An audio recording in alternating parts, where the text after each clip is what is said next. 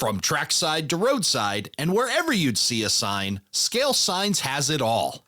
With over 1,400 offerings in N, HO, S, and O scale, Scale Signs has the largest collection of fine scale signs on the planet. Come see the details that bring your models to life on their website, scalesigns.com. What if I told you that you could have the most realistic track work on the planet without hand laying or expensive jigs? Introducing the Roadmaster series from Oak Hill Model Railroad Track Supply. Straight track, curved track, diamonds and turnouts that are easy to assemble and provide all the detail of real track. And coming soon, curvable turnouts. Learn more on their website, ohrtracksupply.com. Attention Proto Throttle users. If you've ever wanted to have your throttle fit more comfortably in your hand and change the batteries without removing the throttle's case, now you can. Introducing the Narrow Throttle, a new product developed by Scott Thornton that reduces the size of the Proto Throttle by over 25%. Log on to narrowthrottle.square.site to learn more. That's narrowthrottle.square.site. Enjoy more comfort and never have to open the case again. ATLP Extra is our monthly newsletter delivered right to your inbox each month. Sign up for free at atlpextra.com. ATLP Rewind.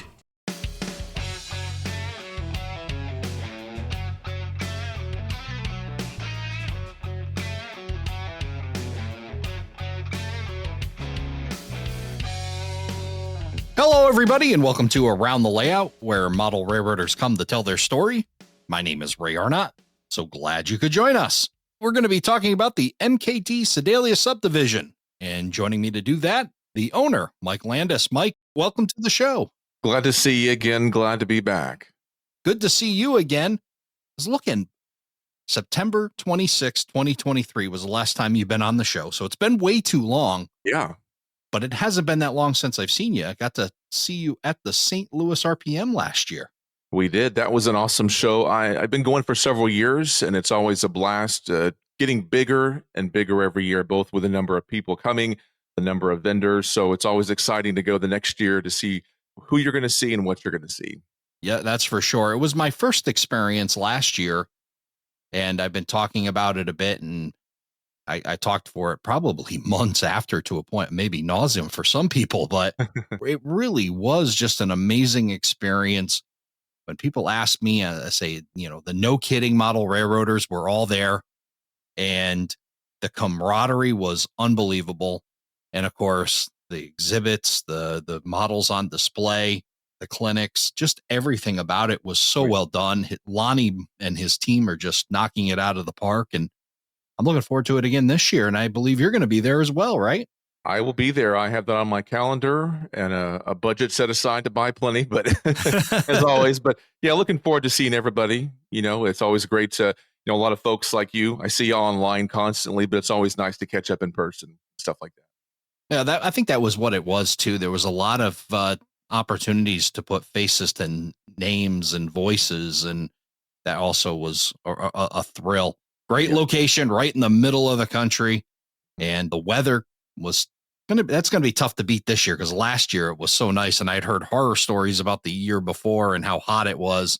Yeah, we'll hope for the best, but it was just an all-around fantastic time, and I'm looking forward to getting back out to St. Louis again this year and seeing folks like you. So yeah, same here. Something to look forward to. But for now, we've had some big news since September 26, 2023.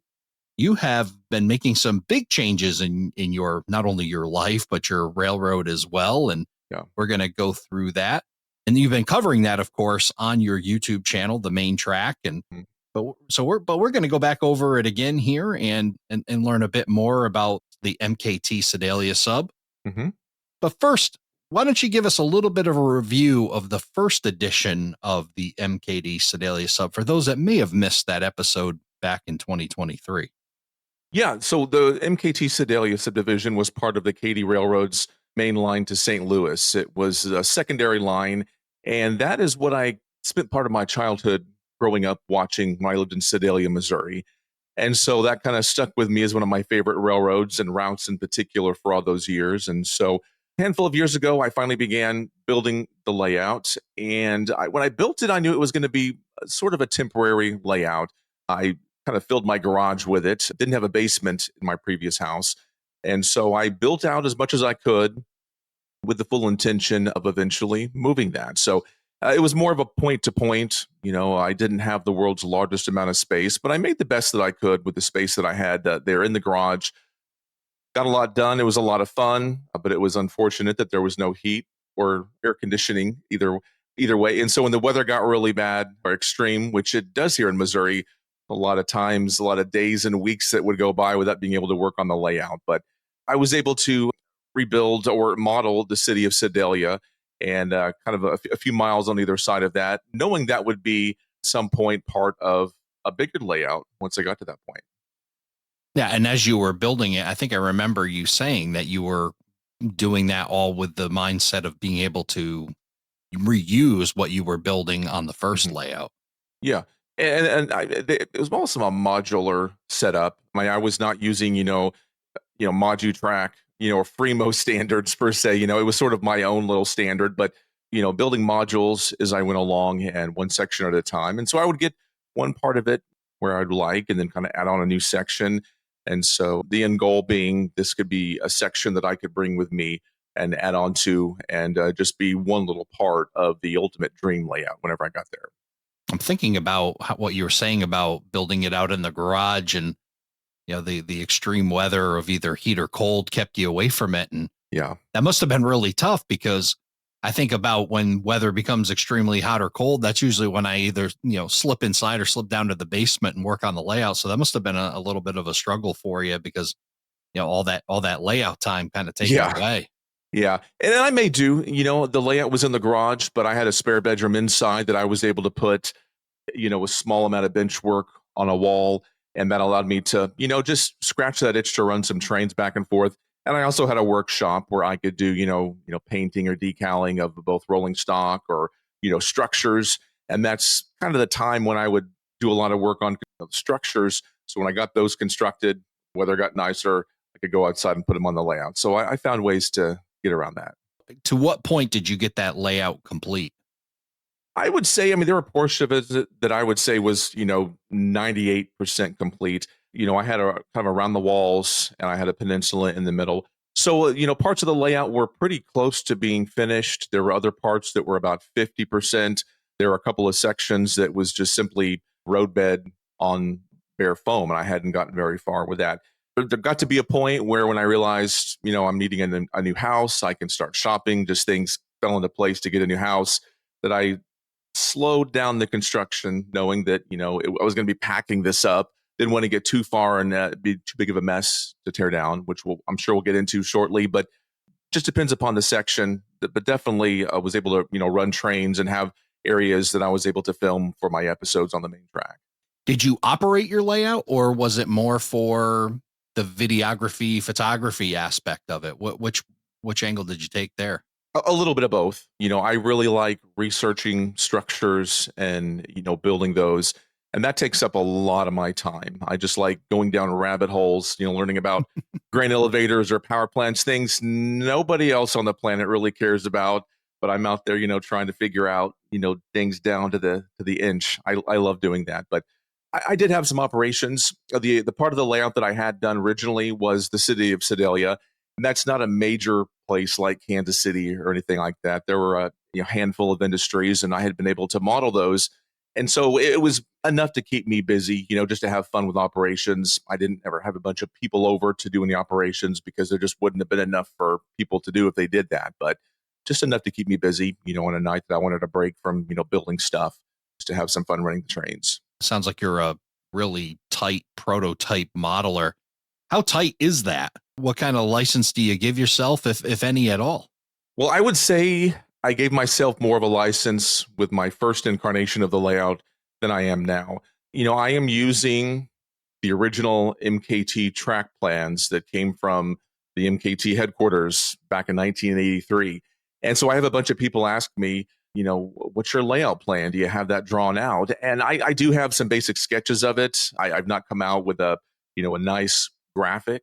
That's partly because A lot of those programs for layout planning are based on Windows. I'm a Mac guy, and so I've not really found out a program that's worked really well for me yet. But long story short, I'm using the MKT track plan, and when I get to a section, I just simply recreate it.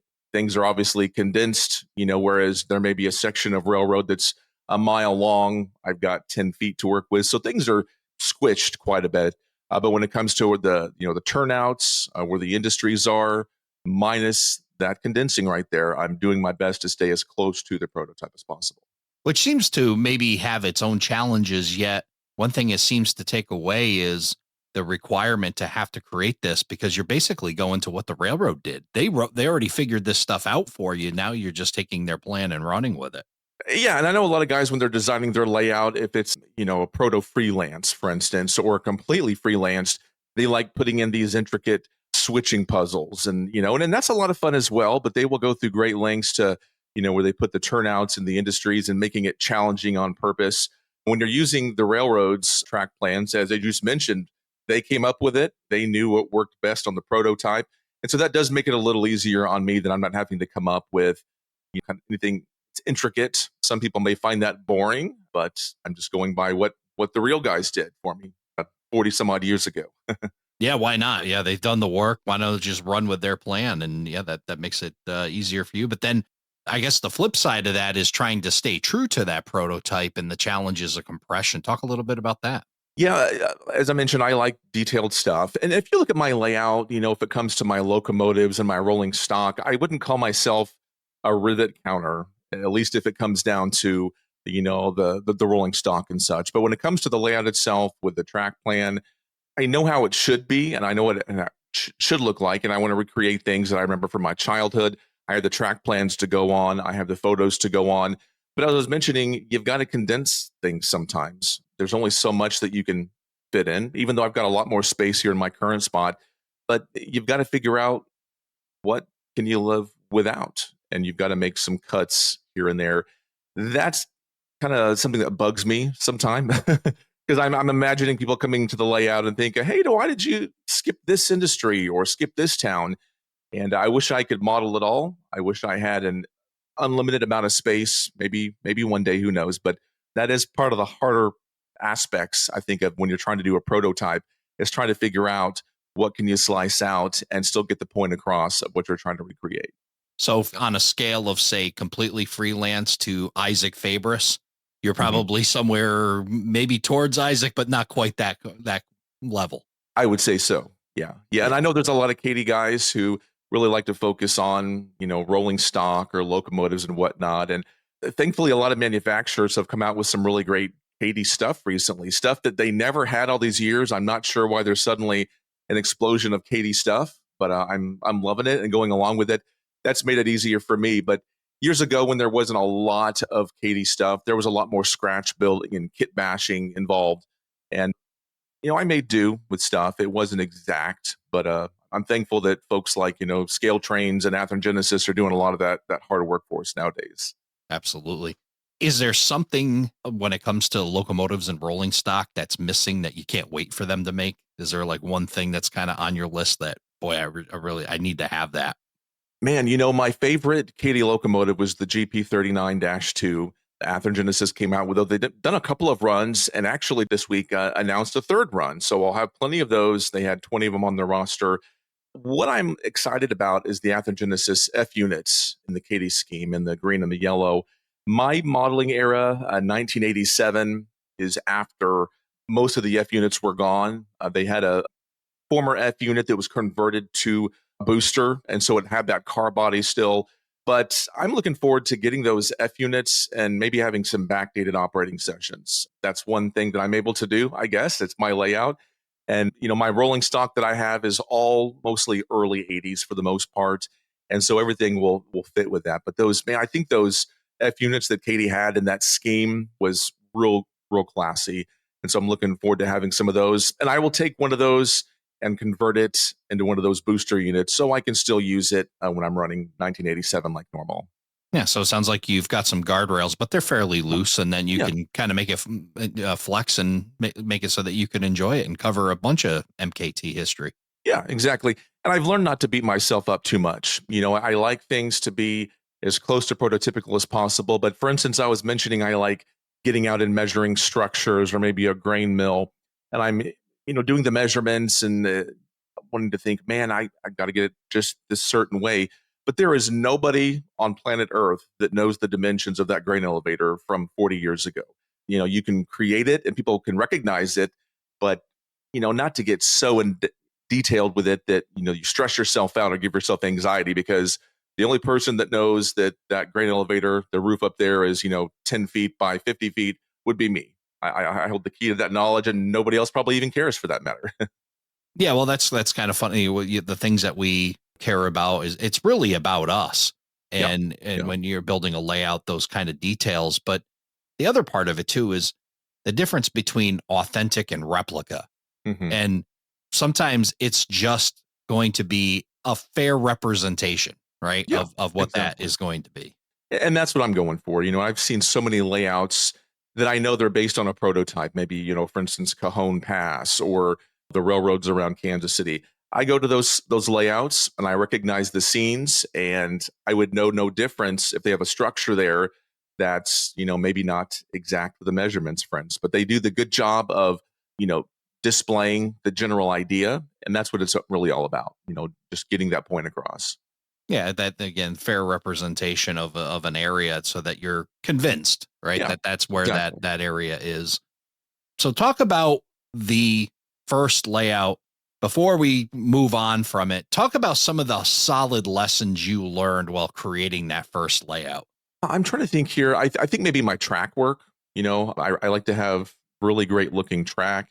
I learned a lot of lessons with my last layout. And when you're building things, you get something down, and sometimes you can redo it. But as time goes on, you have things that come up that you think, if I could redo this again, I would do it again. And thankfully, I got the chance to do that. But there are just general things, I suppose, maybe with my wiring, some of my track work, for instance, stuff that, that's the main part of your layout is the trackage. And so when you sit there and you look at it for long enough, it may look fantastic at first, but when you're spending there, hours of time to look at your track, things kind of pop up. And so I've really worked hard on this new layout to make the track even more prototypical with just some of the techniques I've learned, for instance, with weathering the track and some of the more intricate details with track weight, for instance. And that's one thing that I've really learned, and I'm kind of trying to focus on with this one. I haven't gotten to a major scenery phase yet, but I've been able to spend a lot of time learning some new techniques that I'm looking forward to implementing on this one as well. I think the overall idea of your first layout really hits home one of the points that we've really hit here on the podcast. And we just discussed it with Lance Minheim, knowing that your layout now doesn't have to be your forever layout. And you Yeah, kind of knew that all along. So it really gave you that platform to learn, mhm, knowing that there was going to be another opportunity to do this. exactly. Yeah. And that was one of the things during the construction is, you would learn things that if I could do this over again, I would do it on the layout I'm at right now. If there's something that I do and I'm not happy with it, this may not be my forever layout, but it is going to be a very long time layout. And so if I need to redo something, I will redo it now, just knowing I'm going to be here for a while. Whereas before, it's good enough. I can live with it for the next year or so until I start building my new layout. So it gave me some grace there, perhaps. Yeah, it's like it is a balance of not sitting in the same spot, spinning your wheels, moving forward, but then Exactly. also that note it again makes me think of Don Iris and the thing he said about his notebook called "Things I'll Never Do Again." And it sounds like Right. you kind of had that. Maybe it was more things I want to do a little better, but nonetheless. And I think Don should publish that book. Maybe half of it be some guidance, and then maybe the back half just be blank pages so that you can start writing scribbling notes Yeah, yeah. about I would that. love. But yeah, I think it's a great concept, and being able to not wait, get your feet wet, get into something, and then even with your mentality of this stuff can be reused and being able to move it over. Yeah, exactly. That kind of gets into our, move and rebuild. I built that first layout with a full intention of moving it. And even when I was building it, there were several books out there talking about, building these modular type layouts that, whether you move them to different train shows or in a train club or in your house, you can pack them up and get them back together. So I built things with that in mind, but quickly learned when I got it to the new place, tried to put these parts back together, it just wasn't the same. Things were just not lining up the same. I don't know what it is. Maybe perhaps the different environments. Having built the other one in the garage, I have a climate control now. I'm not sure what the difference is, but I could never get it to be as perfect as it was with the alignment of everything. And so that's kind of what led me to realize that maybe I could have done something differently, but it's given me a chance to do something brand new. As you're starting to learn that you're not going to be able to quite reuse this the way you wanted to, Mm-hmm. was there any fear of, oh boy, am I going to be able to recreate this? Because I know I've seen these photos of your first layout. You did some Mm-hmm. beautiful scenery. Appreciate that. Did you get to that point where that little bit of doubt and uncertainty about being able to recreate it? A little bit, in a lot of these scenes you spend so many hours on, and for instance, if you're recreating a section of track through a town, at that very moment, you're sitting there researching it. You're so deep in it mentally, and it's fresh on your mind when you're sitting there constructing it.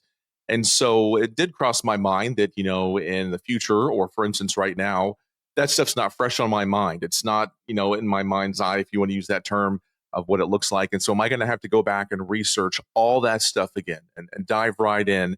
And it's a possibility. There are things that I may have missed before that'll give me a chance to perhaps go around and correct that. But, a lot of the techniques, track laying or scenery, those basic things are going to be the same no matter where you're building or what layouts you're building. But getting it all to look exactly like you want, that's the big challenge there.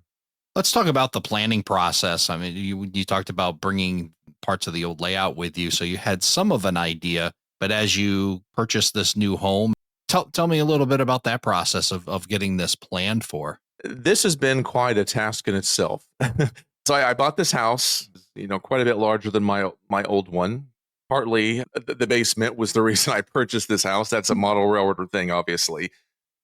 But the downstairs, I need it to be fully open, like people do with layouts. But it was full of bedrooms and bathrooms and a nice kitchen and almost a whole second house down here.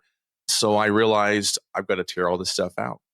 And so that took several months before I could even put up any of my layout, did all the process of tearing out the walls and putting in new, ceilings and lighting and all of that stuff. And so that was I would say the biggest challenge that kind of kept me busy for several months.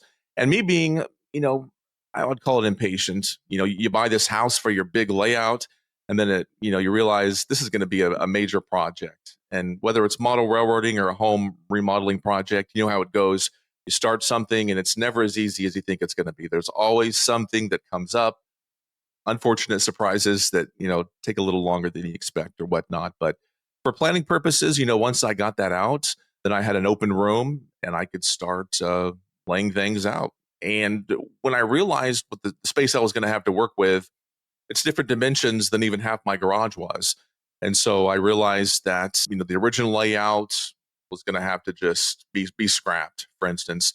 And, moving forward, realizing what I had to work with was going to be a completely different space. So it was exciting, but also a pretty big challenge, realizing that I was literally starting from scratch for the most part.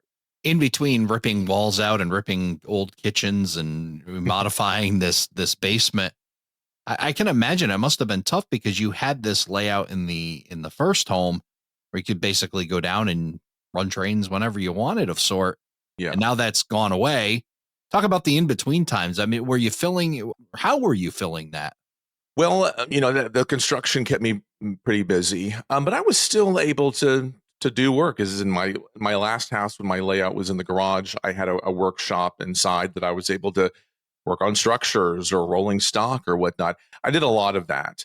And so I, had an extra building or not a building, but an office that I was able to make into my workshop. And so I did a lot of that, just continued building structures, researching things, driving the hour north to the remnants of my prototype, taking measurements, just collecting stuff that I knew that I would need for this new layout. And when I started building the new layout, realizing I may not have the opportunity to make all these trips up there. Thankfully, it's only an hour away, but it's still an hour away. You can't exactly, just run up there anytime you want. And so I made sure I had all this amount of research on hand ahead of time, sort of in my files here that I'll be able to access and have been able to get into as I've started rebuilding things here. And I guess that research is a great way to keep that flywheel turning is and keep your hopes up of this new layout to come and be able to keep that momentum going. Mhm.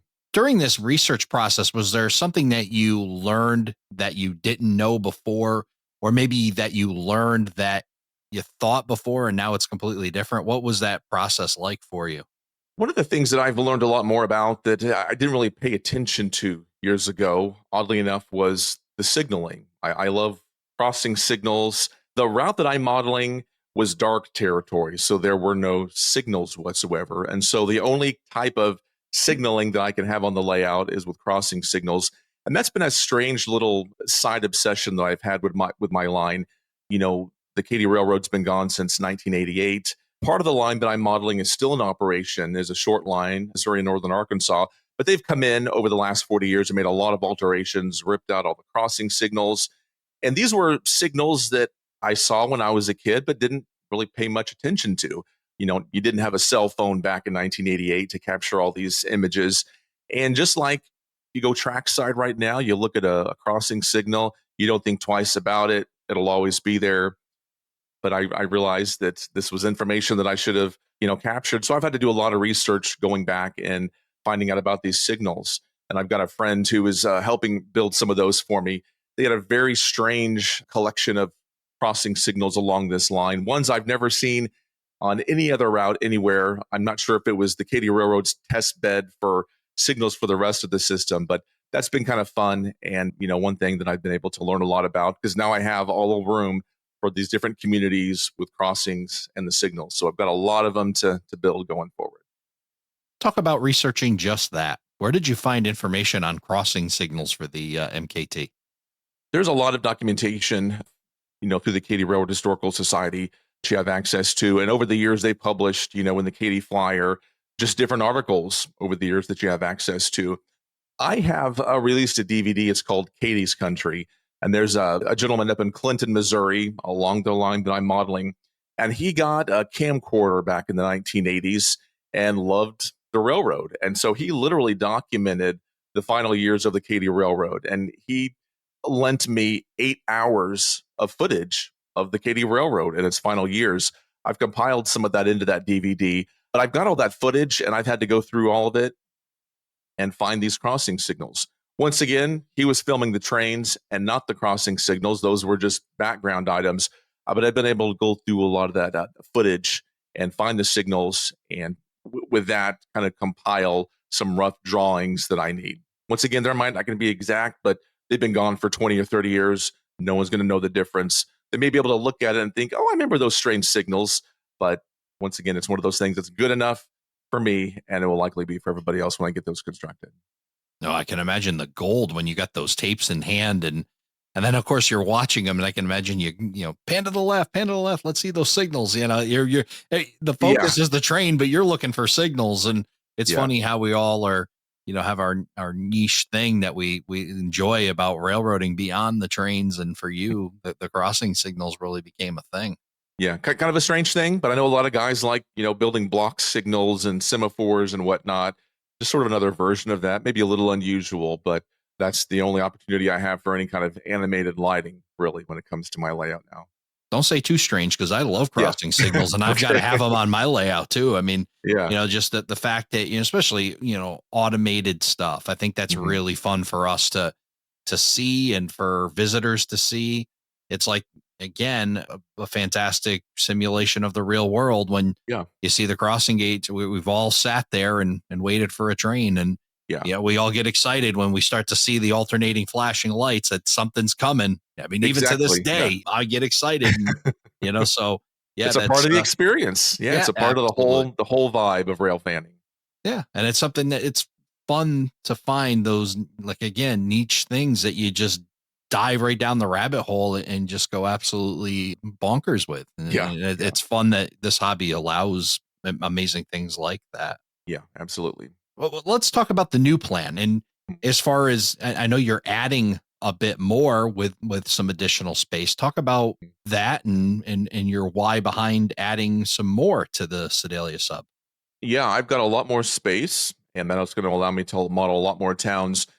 In my garage, in my last layout, I was modeling the approximately 20-mile stretch from Sedalia back to the community of Green Ridge back to the south. So it was a very short, stretch right there, included the industries in Sedalia and then a grain elevator and a couple of other smaller industries in Green Ridge.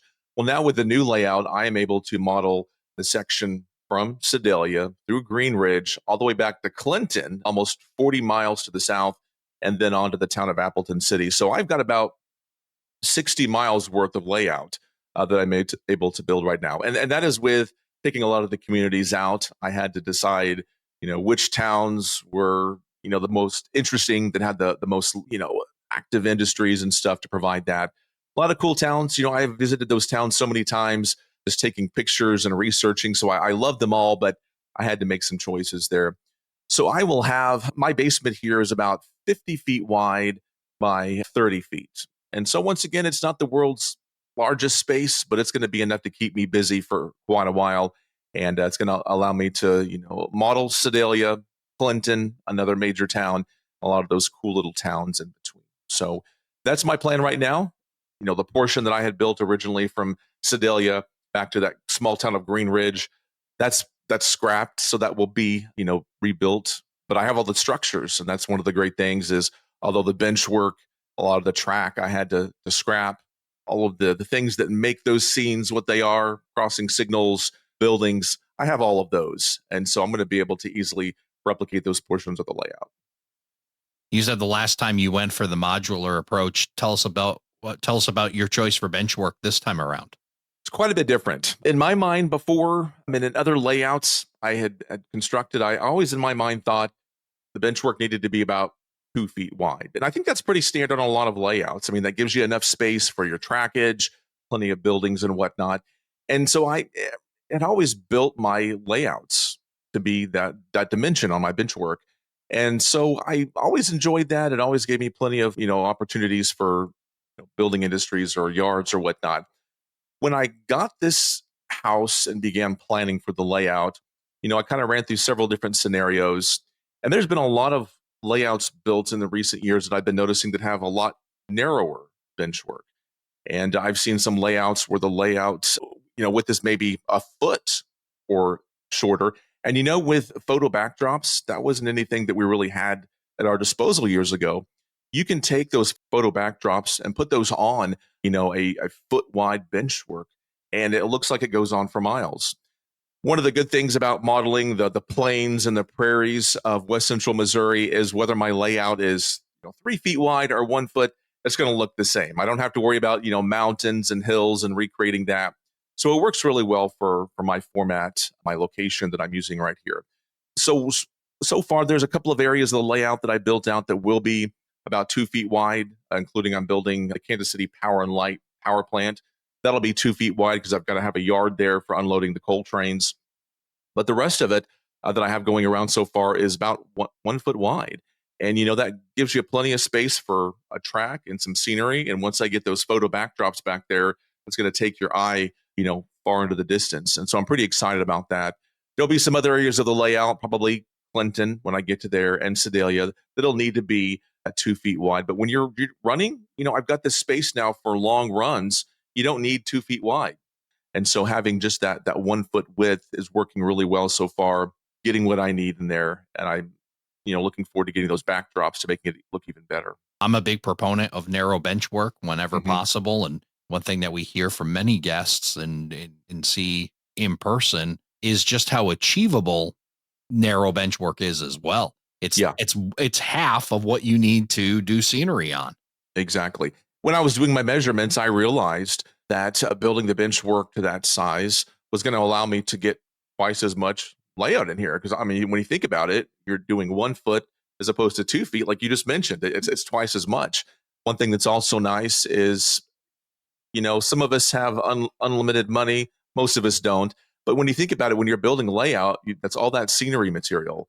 And so you're able to achieve a great look with less scenery, because more scenery means, you've got to spend more time, you've got to spend more money. And so I would recommend this as a way for people that maybe are on a budget to be able to build a layout, because you've got less to have to do to recreate what you're trying to. Yeah, if you got a tight budget, either with money or time, Yeah, definitely that narrow approach. And or if you're on a budget when it comes to space, like you said, and true. we've talked on the podcast, that aisle space is so important. And if you can trade off, I would rather have a little bit wider aisle and a little less railroad than the other way around. And then you're squeezing in and you're quite uncomfortable trying to work on and operate it. And being able to fit enough in here, I'm trying to keep 3 feet to 3.5 feet on the aisles. That's not the widest aisles out there. I've seen some layouts where people have really squeezed them in, and you got to work with what space you have. I totally understand that, but I wanted to be able to, have enough space where people could pass each other, that I could get through comfortably. And so that's kind of the compromise they came up to was, 3.5 foot on the width right there. Would go wider if I could, but even though this space is a lot bigger than what I had before, it's still not the world's biggest space. And you still have to make compromises when it comes to what you're going to be able to include in there, and then narrowing things down to, comfort levels down here in the room versus the amount of space you have for modeling.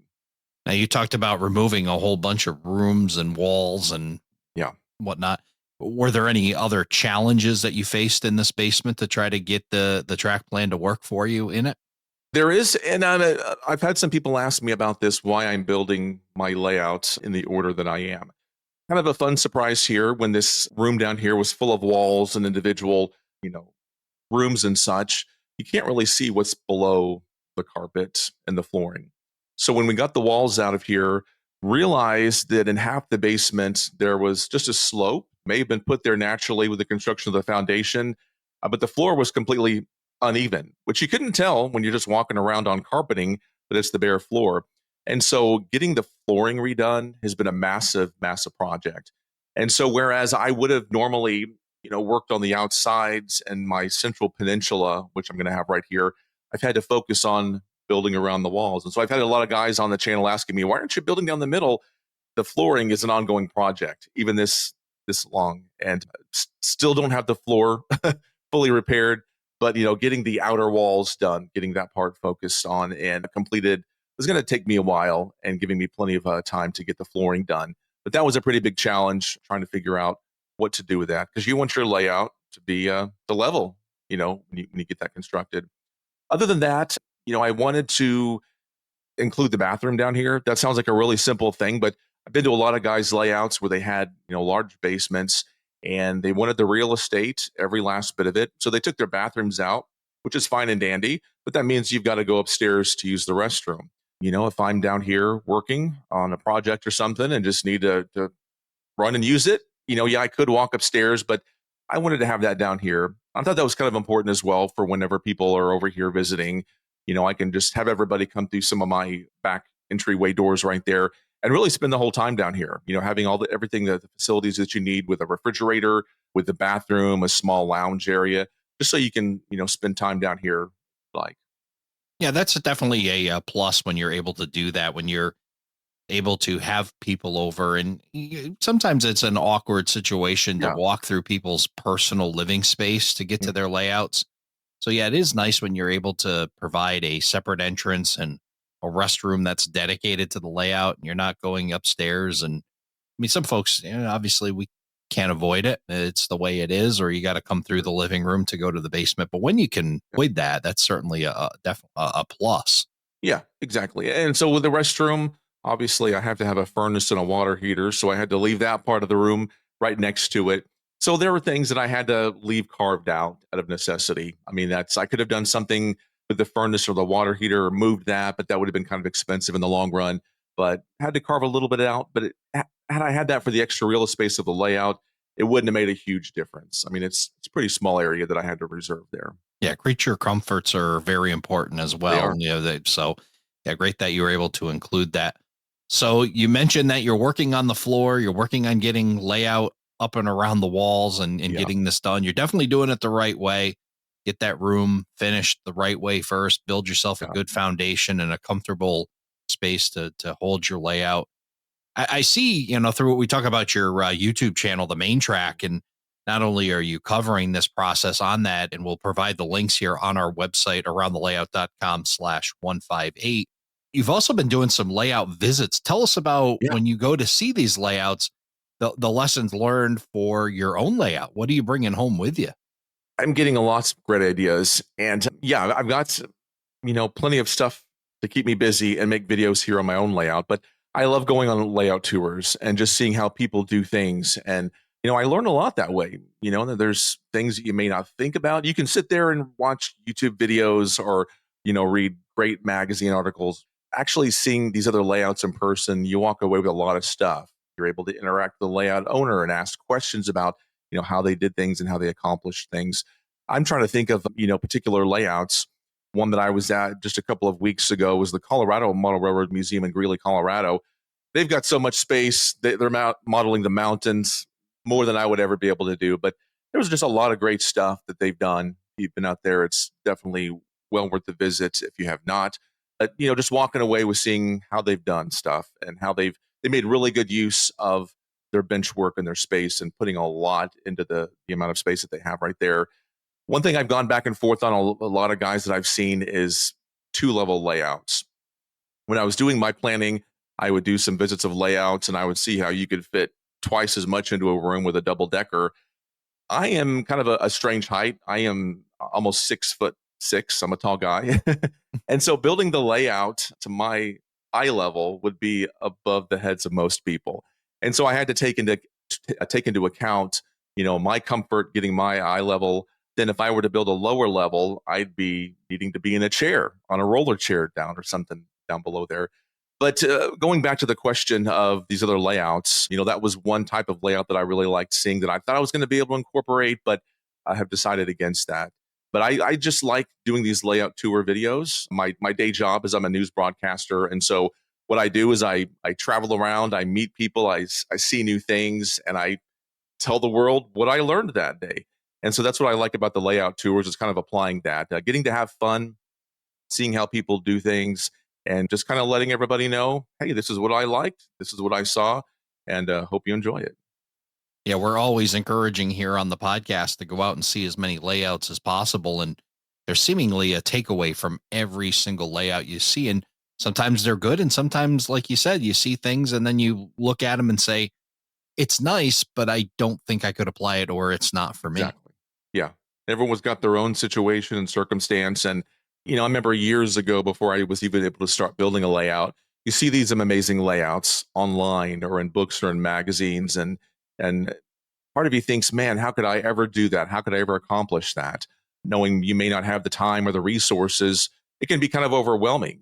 So it's really easy to compare your layout and your modeling to somebody else in a bad way, but it's also in a good way because you're able to get all of these ideas that you can, apply to your own and, just get inspiration, aside from the techniques, just like being in that railroad museum in Greeley, just looking around and taking in what I call artwork, just enough to get you inspired. And as soon as I got home back here to Missouri, I was down here in the layout, trying to just get out that motivation that I had built up from just watching so much of the great stuff that they have created there.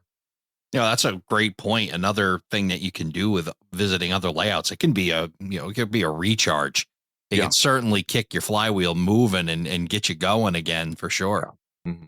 Yeah. And I love doing that. So every layout I go to, no matter how large, how small, I always walk away with something that I've learned. And so it's always fun, incorporating that into my layout. And so I think that's really how all of our layouts are. When you think about it, you've got your layout, but think about all the people that you've learned from, that you've incorporated it. So almost every layout is a mixture of everyone else's layout, if you think about it like that. Yeah, for sure. I mean, the blessing of doing this podcast is I've learned so much. Yeah. And sometimes it's a little challenging too, because you got to set yourself up some guardrails because you see or hear so many amazing ideas that you want to apply and you're just not able to. Has that happened with you as well? Some things that you would love to be able to do and just can't get it to seem to make it fit in? I see people that have, larger spaces and they're able to model every single town along the line. They don't have to make any compromise about, I'm going to leave out Windsor, Missouri, but include, Calhoun, Missouri instead, wherever they're at. You could apply it to the location. But, that's one thing that I'm a little jealous of guys that they're able to do that. Or perhaps, they have an area where they model out west where there are no towns. I think that's kind of cool too, because they're able to replicate those wide open spaces of running, and they don't have to worry about, cutting certain towns out or cutting certain industries out because there were no towns or industries. So that's kind of something that I think is kind of nice that a lot of people have the freedom to do when they do that. And so, no matter what time frame you model or what location, I think there's individual sets of challenges for all of those. What would you say is the biggest challenge you face as a model railroader? One of my challenges, I think, is my track work. And I talked about earlier how I love track work and getting that right. But strangely enough, I feel like that's the biggest challenge for me.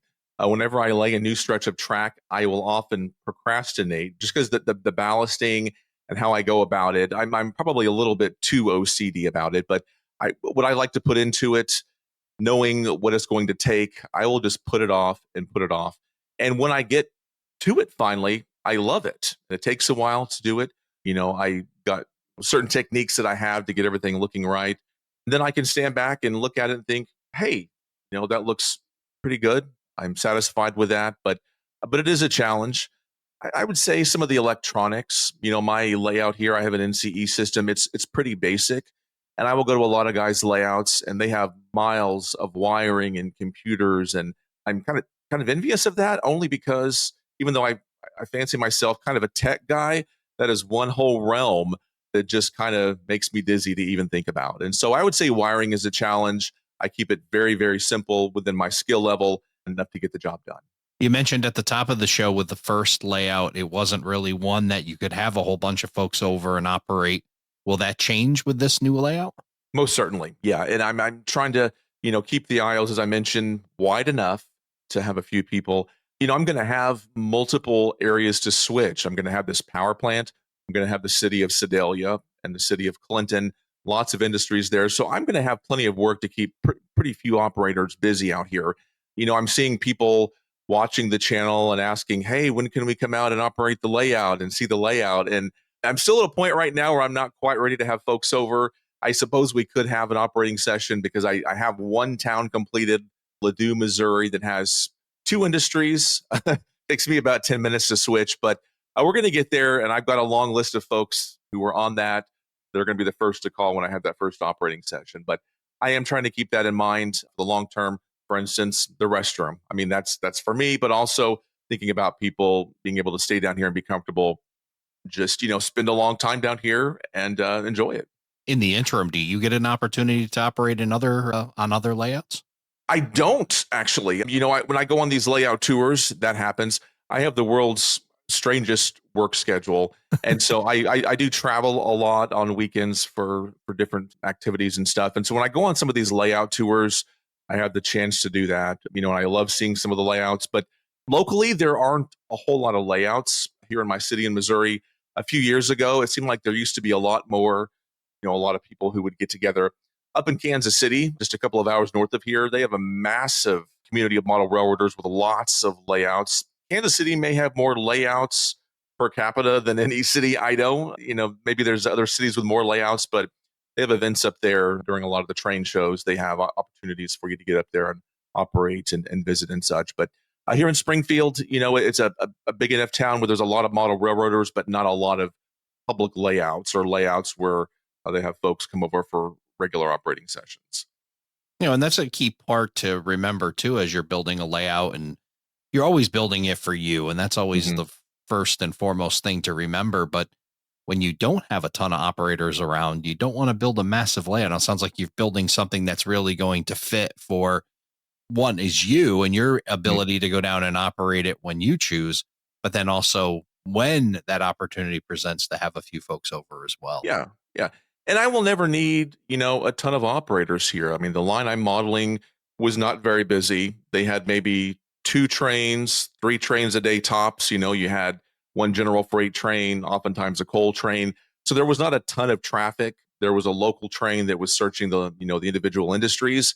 And so, a handful of people, we could stay busy with that, but I'm sure, we can find ways to keep as many people that want to stay busy. Talk about the balance between building your layout and your YouTube channel, the main track. How does that work for you? It is that hobby within a hobby. How does that balance all work for you?